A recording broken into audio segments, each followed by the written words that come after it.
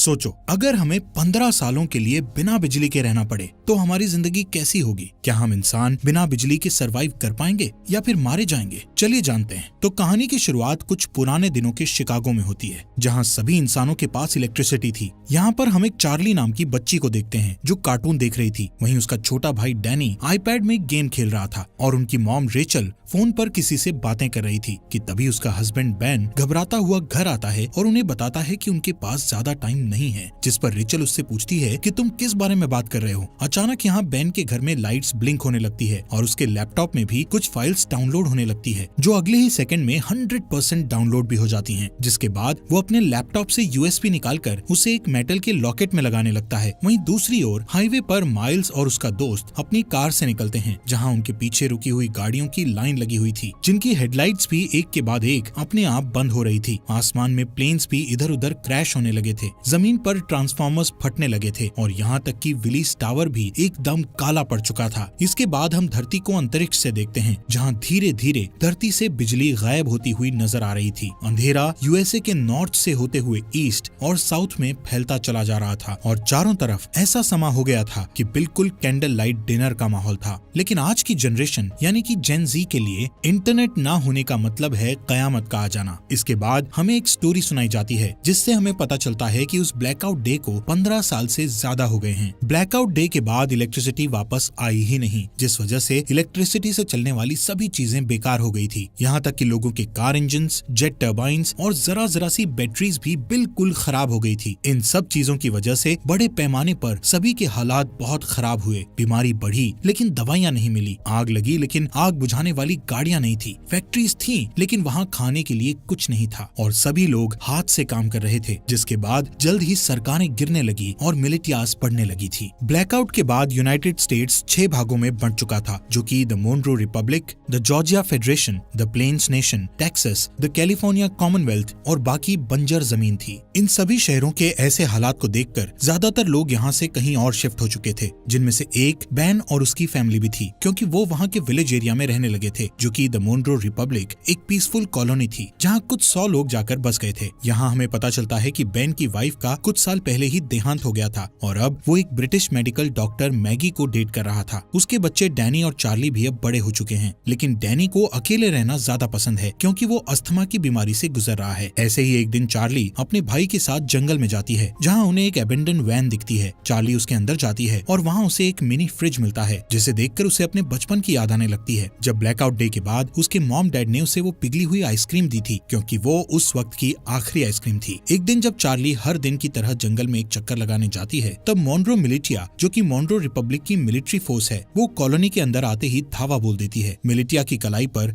एक टैटू गुदा हुआ था, जो कि मोनरो रिपब्लिक के मेंबर्स का सिंबल था, जिससे उन्हें पहचाना जा सकता था। अब क्योंकि ये मोनरो रिपब्लिक के सेटलमेंट का समय है, इसलिए वहाँ रहने वाले सभी लोगों को टैक्स के रूप में अपनी फसलें देना उनकी जिम्मेदारी है। हालांकि बेन जानता है कि ये टैक्स से कहीं ज्यादा है। बेन को लगता है कि उनके साथ कुछ बुरा होने वाला है, इसलिए वो अपने सबसे अच्छे दोस्त आरोन के पास जाता है और उसे वो लॉकेट दे देता है, जिसमें बेन ने मूवी के शुरू में वो यूएसबी लगाया था। बेन आरोन से कहता है कि चाहे कुछ भी हो जाए, तुम्हें इस लॉकेट को कुछ नहीं होने देना। तभी उस मिलिटिया ग्रुप का कैप्टन मेजर टॉम नेवेल वहाँ आ जाता है और बेन को अपने साथ चलने के लिए कहता है। वो उससे उसके भाई माइल्स के बारे में पूछता है, जिस पर बेन कहता है कि वो माइल्स से पिछले 15 सालों से नहीं मिला है। वहाँ मौजूद सभी लोग डर के मारे देखते हैं कि मिलिटिया ग्रुप अपने कदम वापस लेने लगता है कि अचानक वहाँ डैनी आकर उनकी ओर क्रॉसबो पॉइंट करता हुआ अपने डैड को ना ले जाने की धमकी देता है। बेन उसे शांत करने की कोशिश करता है, लेकिन इससे कोई फायदा नहीं होता और गलती से डैनी उन पर गोली चला देता है, जिससे वहाँ मौजूद एक दुश्मन मारा जाता है। ये देखकर एकदम से सभी लोग मिलिटिया पर हमला करना शुरू कर देते हैं,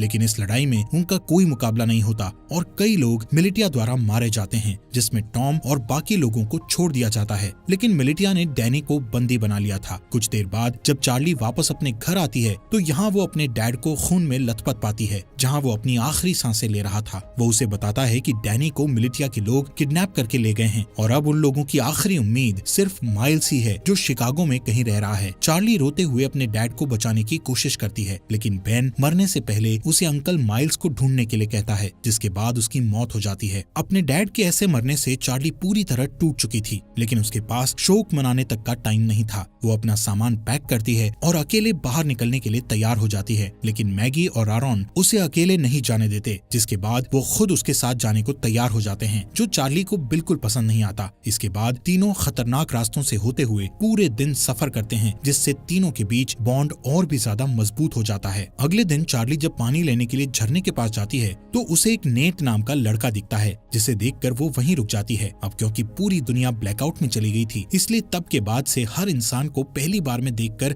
खतरा ही समझा जाने लगा था। यहाँ तक कि चार्ली जैसी लड़की के लिए बहुत सी चीजें दिमाग में होती हैं, लेकिन खुशकिस्मती से नेट सिर्फ उससे उसका नाम पूछता है और उसे जाने देता है। उस रात चार्ली और उसके दोस्तों को एक टूटा फूटा प्लेन मिलता है, जिसमें वो रात गुजारने की सोचते हैं, लेकिन बदकिस्मती से ये स्कैवेंजर्स ग्रुप का ठिकाना था, जहाँ उन लोगों को देखकर कुछ चोर यहाँ आते हैं और चाकू की नोक पर उनमें से एक चार्ली को उनसे दूर ले जाता है। मैगी को यहाँ कुछ खतरा महसूस होता है कि तभी वो अपने तेज दिमाग का इस्तेमाल करके उन चोरों को विस्की पिला देती है, जिसके ठीक बाद वो लोग उल्टी करते हैं और मर जाते हैं। वहीं दूसरी ओर आखिरी चोर चार्ली को मारने की कोशिश करता है कि तभी अचानक वहाँ नेट आ जाता है और उसे बचा लेता है। अगली सुबह नेट उन तीनों के साथ जाता है, क्योंकि यहाँ पता चलता है कि वो भी उनके साथ शिकागो जा रहा है। मैगी उसे अपनी टीम में देखकर कंफ्यूज हो जाती है, क्योंकि नेट उसके लिए बिल्कुल अनजान था। इसलिए वो चार्ली को वार्निंग देती है कि उसे ऐसे ही किसी पर भरोसा नहीं करना चाहिए, लेकिन कुछ देर बाद उसे याद आता है कि हर कोई बुरा नहीं है, इसलिए अब उसे नेट से कोई परेशानी नहीं थी। अगले सीन में जब मेजर टॉम और उसकी आर्मी आराम कर रही थी तो डैनी इस बात का फायदा उठाकर वहाँ से भागने की कोशिश करता है और हथकड़ियों का ताला खोलकर भाग जाता है, लेकिन कुछ दूर और भागने के बाद उसे अस्थमा का दौरा पड़ता है और वो वहीं एक घर के पास गिरकर बेहोश हो जाता है। कुछ घंटों बाद जब उसकी आंख खुलती है तो वो अपने सामने एक लड़की को उस पर बंदूक ताने देखता है। वो लड़की अपना नाम ग्रेस बताते हुए उससे पूछती है कि वो कहाँ से आया है, जिस पर डैनी बताता है कि कुछ लोगों ने उसे किडनैप कर लिया था, जिनसे बचता हुआ वो यहाँ आया है। ये सुनकर वो लड़की बंदूक नीचे करती है, जिसके बाद वो उसे अस्थमा पंप देती है और बताती है कि ये उसके मरे हुए बेटे का है। इसके बाद हम उन चारों के ग्रुप को देखते हैं जो फाइनली शिकागो पहुंचते हैं, जो कि मोनरो रिपब्लिक में ही है। यहाँ देखने लायक बात है कि रिगली फील्ड पूरी तरह से आईवी प्लांट से कवर्ड है, सड़कें मछुआरों से भरी हुई है और फोक्सवैगन बीटल जैसी गाड़ियों को घोड़े की बग्गी में बदल दिया गया है। बेन की बताई जानकारी के बाद वो सभी एक होटल में पहुंचते हैं। बारटेंडर से माइल्स के बारे में पूछते हैं। पहले तो वो बारटेंडर माइल्स नाम के किसी इंसान को जानने से मना कर देता है, लेकिन जब चार्ली उसे अपने डैड बेन के बारे में बताती है कि हाल ही में उनकी डेथ हुई है, तो वो बताता है कि वो खुद ही माइल्स है, लेकिन वो उन सभी से अपनी पहचान को छुपाए रखने के लिए बोलता है। कुछ देर बाद माइल्स अपनी भतीजी को अंदर ले जाता है और उससे प्राइवेटली बात करता है, जहाँ चार्ली बताती है कि कैसे मिलिटिया ने उसके डैड को बेरहमी से मार डाला और डैनी को किडनैप करके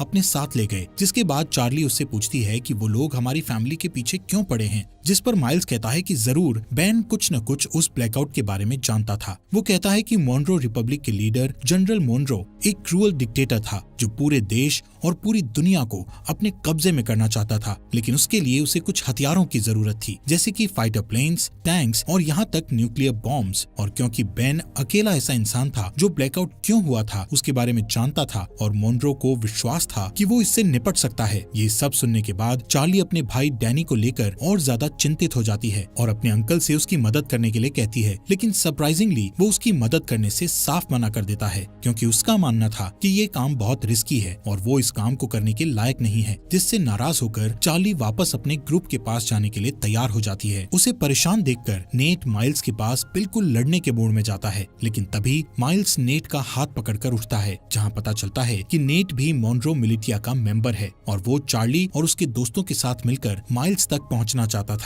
ये जानकर हर कोई हैरान हो जाता है, लेकिन इससे पहले कि वो कुछ कर पाते नेट वहाँ से भाग जाता है। अब मिलिटिया को उनकी लोकेशन का पता होने के बावजूद भी माइल्स अपनी जगह को छोड़ने से मना कर देता है, क्योंकि उसका मानना था कि वो अकेला ही पूरी फौज का सामना कर सकता है। चार्ली और बाकी लोग भी माइल्स की मदद करने को तैयार थे, लेकिन माइल्स गुस्से में उन पर चिल्लाते हुए उन्हें यहाँ से दूर जाने के लिए कहता है। कुछ ही देर बाद नेट अपने साथ बहुत सारे आर्मी सेना को लेकर माइल्स से लड़ने आता है, लेकिन इतने सैनिक होने के बावजूद भी माइल्स सभी से बड़ी सफाई से तलवारों का इस्तेमाल करके लड़ता है और एक एक करके सबको मार देता है। जिसके बाद वहाँ चार्ली और उसके दोस्त वापस आ जाते हैं और माइल्स के साथ लड़ाई में शामिल हो जाते हैं। इसी बीच मिलिटिया का एक आदमी चार्ली को जान से मारने की कोशिश करता है, लेकिन अचानक से तभी नेट आकर उस आदमी को मार गिराता है। थोड़ी ही देर बाद माइल्स मिलिटिया के कैप्टन को जान से मारकर लड़ाई खत्म करता है, जिसके बाद वो चार्ली और बाकी लोगों के साथ डैनी को ढूंढने के लिए निकल जाता है, जो सुनकर भी सभी काफी खुश होते हैं। कुछ देर बाद माइल्स को अचानक से उस ब्लैकआउट डे का एक फ्लैशबैक याद आता है और यहाँ से सीन फ्लैशबैक में जाता है जहाँ सारी दुनिया में अचानक अंधेरा छा जाने के बाद वो अपने दोस्त के साथ कार से बाहर निकलता है और अपने दोस्त के साथ मरीन कॉर्प्स बेस में जाता है, जहाँ हमें पता चलता है कि ये दोनों मरीन पुलिस हैं। यहाँ अंदर जाने के लिए उन्हें अपने हाथ पर बना वो एम नाम का टैटू दिखता है, जिससे पता चलता है कि माइल्स का दोस्त, जिसका नाम सेबेस्टियन मॉन्रो है और वो इस समय मॉन्रो रिपब्लिक का लीडर भी है। वहीं दूसरी ओर मेजर टॉम और उसके आदमी डैनी के फुटप्रिंट्स का पीछा करते हुए ग्रेस के घर तक पहुँचते हैं। डरी हुई ग्रेस डैनी को बचाने की कोशिश करती है, लेकिन जैसे ही टॉम उसे जान से मारने की धमकी देता है तभी वो पीछे हटती है और टॉम उसके घर में घुसकर डैनी को पकड़ लेता है।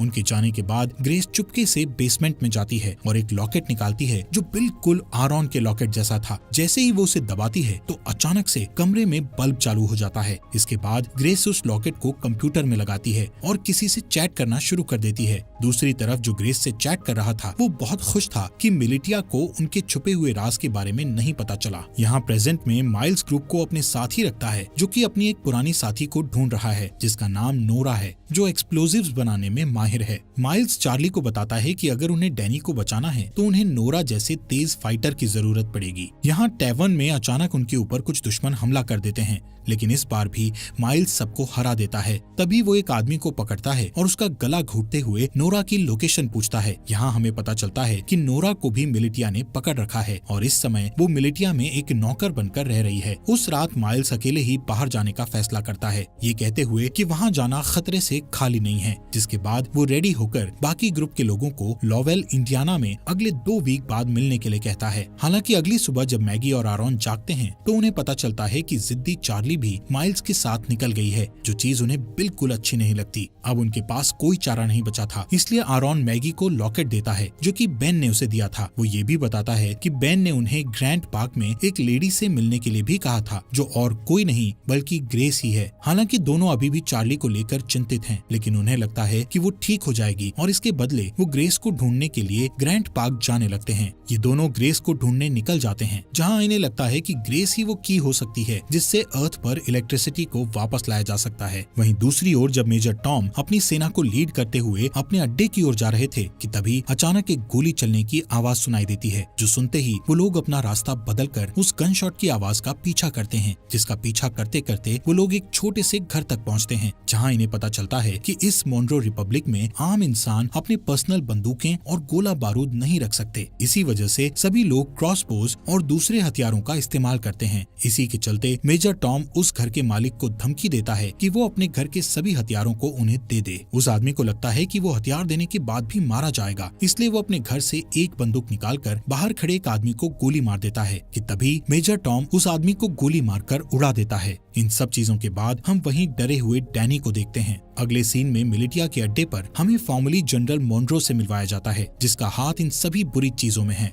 मॉन्रो वहाँ मौजूद एक आदमी से अपने हथियारों के बारे में पूछता है, लेकिन जब वो डरा हुआ आदमी उसका कोई जवाब नहीं देता तो वो उसे बेरहमी से जान से मार देता है। जिसके बाद वो दूसरे रूम में अपने एक दूसरे वर्कर के पास जाता है, जहाँ हमें पता चलता है कि ये बेन की वाइफ रेचल है, जिसे हम मरा हुआ मानते हैं। यहाँ मॉन्रो रेचल को बताता है कि बेन मर चुका है और ये सुनकर रेचल बहुत परेशान हो जाती है। इस दौरान चार्ली पूरे दिन जंगल में घूमती हुई आखिर में अपने अंकल को ढूंढती है, जहाँ माइल्स उससे गुस्सा था क्योंकि उसने उसकी बात नहीं सुनी थी। लेकिन जब चार्ली बताती है कि उसके भाई को अस्थमा का दौरा पड़ता है तो वो शांत हो जाता है। कुछ देर बाद उन्हें ढेर सारे मजदूर दिखते हैं जो हाथों से हेलीकॉप्टर को खींचकर ले जा रहे थे। यहाँ पता चलता है कि जनरल मॉन्रो को विश्वास है कि एक दिन इलेक्ट्रिसिटी जरूर आएगी और उस दिन के लिए वो खुद को तैयार करना अभी से शुरू कर देता है। इन सभी मजदूरों में माइल्स नोरा को भी देखता है और चार्ली से कहता है कि उसे इतने सारे लोगों में से बचाना मुश्किल होगा, क्योंकि यहाँ कई सारे गार्ड्स के पास स्नाइपर राइफल भी हैं। लेकिन माइल्स अपने दोस्त को हर हालत में बचाना चाहता है। वो नोरा को बचाने का प्लान बनाते हुए रात होने का इंतजार करता है और जैसे ही रात होती है तो सबसे पहले चार्ली डिस्ट्रैक्शन पैदा करती है और वहाँ मौजूद गार्ड्स को भगा देती है। फिर वो वहाँ गार्ड्स के पीछे छुप जाता है और आखिर में नोरा को बचाकर अपने साथ ले जाता है। लेकिन इस बात से नोरा नाराज हो जाती है क्योंकि वो खुद जानबूझकर कैदी बनी हुई थी, क्योंकि उसे उनकी राइफल चुरानी थी। उन स्नाइपर्स के पास ऐसे हथियार हैं जो आमतौर पर मिलना मुश्किल हैं।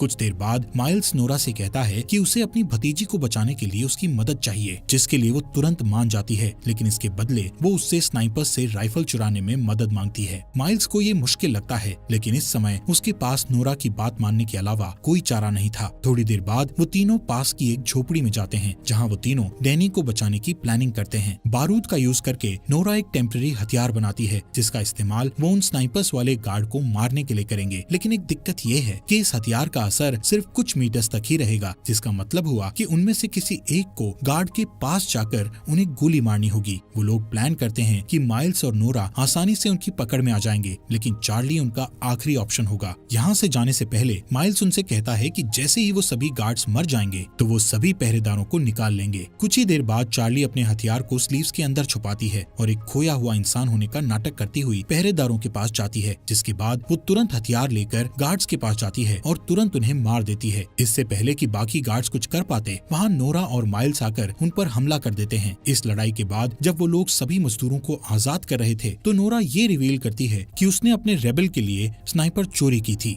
वहाँ ग्रैंड पार्क में जब ग्रेस अपने कंप्यूटर पर टाइप कर रही होती है, तभी कोई आदमी उसके घर में घुसकर उसके सामने आता है। उस आदमी के पास भी सेम वही लॉकेट था जो उसकी टेजर स्टिक एनर्जी छोड़ रहा था। दूसरी ओर माइल्स नोरा को रेबल का साथ छोड़ने के लिए मनाने की पूरी कोशिश करता है, लेकिन वो मना कर देती है। यहाँ हमें पता चलता है कि पहले ये दोनों कपल थे, लेकिन ब्लैकआउट के बाद उन्हें ब्रेकअप करना पड़ा। ऐसे ही कुछ देर बाद वो दोनों रेबल के ठिकाने पर पहुँच जाते हैं, जहाँ उन्हें एक पादरी मिलता है। पादरी खुश था कि नोरा स्नाइपर गन लेकर आई है, लेकिन बुरी खबर ये थी कि उनकी सेना पर अभी भी लगातार हमला किया जा रहा है। जब ग्रुप ठिकाने पर पहुंचता है तो उन्हें अंदर कुछ घायल आदमी बैठे मिलते हैं। पादरी यहाँ ये भी बताता है कि इन सभी आदमियों में से एक आदमी गायब है, जो सुनकर माइल्स तुरंत सभी को ये जगह छोड़ने के लिए कहता है, क्योंकि उसका मानना है कि मिलिटिया उसके आदमियों से पूछताछ कर रही है और इस जगह से भागने का यही सही समय है। नोरा इस बात के लिए मान जाती है, लेकिन उससे 30 मिनट मांगती है, क्योंकि वो घायल आदमियों को ठीक करना चाहती थी। बदकिस्मती से उसका ये डिसीजन गलत साबित होता है, क्योंकि कुछ ही मिनटों के बाद कैप्टन एडम मिलिटिया के साथ दिखाई देता है। उन्हें कुछ देर रोकने के लिए माइल्स अपने बेस्ट शूटर को स्नाइपर के साथ ऊपर भेजता है और उसका ये प्लान काम करता है, क्योंकि ऊपर भेजा गया वो स्नाइपर मिलिटिया के कई लोगों को घायल कर देता है, जिससे उन्हें पीछे हटने पर मजबूर होना पड़ता है। इस लड़ाई के चलते रात हो जाती है। यहाँ बेसमेंट के अंदर माइल्स और बाकी लोग दीवार के सहारे एक सुरंग बनाने की कोशिश करते हैं ताकि एक तरफ से दूसरी तरफ जा सकें, लेकिन उनका ये प्लान पूरी तरह से फेल हो जाता है, क्योंकि दीवार में सुरंग खोदते समय दीवार गिरने लगती है और माइल्स उस गड्ढे में गिर जाता है, जिससे उनकी पूरी मेहनत खराब हो जाती है। ठीक इसके बाद छत पर बैठे स्नाइपर की मौत हो जाती है, जिसके बाद कैप्टन एडम और उसके लोग बेसमेंट में घुस जाते हैं। लेकिन माइल्स, जो बहुत बढ़िया तलवारबाज है, वो कुछ आदमियों को नीचे गिराता है और एडम को बंदी बना लेता है। फिर वो उसे दूसरे रूम में बंद कर देता है और यहाँ से भागने के तरीके सोचने लगता है। यहाँ हैरानी की बात ये होती है कि एडम माइल्स को पहचान लेता है, जिससे कमरे में मौजूद सभी लोग हैरान रह जाते हैं। ये देखकर चार्ली उनसे पूछती है, तुम एक दूसरे को कैसे जानते हो? यहाँ कहानी एक अलग मोड़ लेती है, जहाँ एडम ये रिवील करता है कि पहले माइल्स जनरल मुनरो का राइट हैंड था। यहाँ तक कि माइल्स वो इंसान है जिसने मिलिटिया को लड़ना सिखाकर इतना खतरनाक बनाया है। लेकिन इतना रिवील होने के बावजूद भी माइल्स उन्हें मारने पर अपना फोकस रखता है। माइल्स उनके सामने एक डील रखता है, जिसमें वो खुद को मुनरो मिलिटिया के सामने सरेंडर करेगा, लेकिन उसके बदले में उसके ग्रुप के किसी भी इंसान को कोई नुकसान नहीं पहुँचाया जाएगा। किसी वजह से एडम ये डील एक्सेप्ट कर लेता है। हो सकता है उसे अपनी जान की परवाह हो इसलिए। खैर, इसके बाद जल्द ही माइल्स को मुनरो मिलिटिया ले जाया जाता है। यहाँ से सीन फ्लैशबैक में जाता है, जहाँ हम ब्लैकआउट के 2 वीक बाद का सीन देखते हैं, जब माइल्स अपने भाई को ढूंढने के लिए शिकागो आया था और उसका सबसे अच्छा दोस्त मुनरो भी उसके साथ था। वहीं रास्ते में उन्हें 2 आदमी मिलते हैं, जिनमें से एक आदमी दूसरे को बहुत बुरी तरह पीट रहा था। एक अच्छा इंसान होने के नाते माइल्स उनके पास जाता है और अपनी बंदूक निकालकर उनमें से एक को गोली मार देता है। इसके बाद दोनों दोस्त उस बचे हुए चोटिल इंसान की मदद करते हैं, जो और कोई नहीं बल्कि कैप्टन एडम ही था, और इसीलिए वो आज तक माइल्स की इतनी रिस्पेक्ट करता है, क्योंकि उसने उसकी जान बचाई थी। यहाँ से सीन वापस प्रेजेंट में आता है। जैसे ही माइल्स मिलिटिया को अपनी जगह पर ले जा रहा था, तो रास्ते में वो एक ब्रिज पार करते हैं, जहाँ अचानक से एक एक्सप्लोजन होता है, जिससे सभी लोग चौंक जाते हैं। और इसी दौरान नोरा और चार्ली माइल्स को उनसे बचा लेते हैं। वहाँ से जाने से पहले वो एक और एक्सप्लोजन करते हैं, जिससे वो पकड़े न जाएं। वहीं दूसरी ओर मैगी और आरोन, जो ग्रेस को ढूंढने के मिशन पर हैं, आखिरकार वो उसके घर तक पहुँच जाते हैं, लेकिन उस घर में कोई भी नहीं था, क्योंकि ग्रेस ने ये घर छोड़ दिया था। यहाँ आरोन, जो गूगल का एक पुराना एम्प्लॉय होने का दावा करता है और कहता है कि वो कंप्यूटर के बारे में बहुत कुछ जानता है। इसके बाद वो बेसमेंट में जाता है, जहाँ उसे ग्रेस का कंप्यूटर रखा मिलता है, जिसे देखकर पता चलता है कि इसे हाल ही में बनाया गया गया था, जिससे पता चलता है कि यहाँ इलेक्ट्रिसिटी थी। हालांकि जब वो कई घंटों तक कंप्यूटर की जांच पड़ताल करता है तो उसे वहाँ कोई सुराग नहीं मिलता। आरॉन थक जाता है और ऊपर जाकर वो कंप्यूटर मैगी को दिखाता है। तभी उसका लॉकेट चमकने लगता है और पास में रखे हेडफोन में गाना बजना शुरू हो जाता है, जहाँ मैगी के आईफोन में जान सी आ जाती है, जिसकी वजह से वो कई सालों बाद अपने बच्चों को देखती है। दोस्तों, हमारे फॉक्स एक्सप्लेनर हिंदी चैनल को सब्सक्राइब करना मत भूलना। और ये रेवोल्यूशन वेब सीरीज आपको यहाँ तक कैसी लगी, इस सीरीज के नेक्स्ट एपिसोड लाएं या नहीं, कमेंट बॉक्स में हमें जरूर बताएं।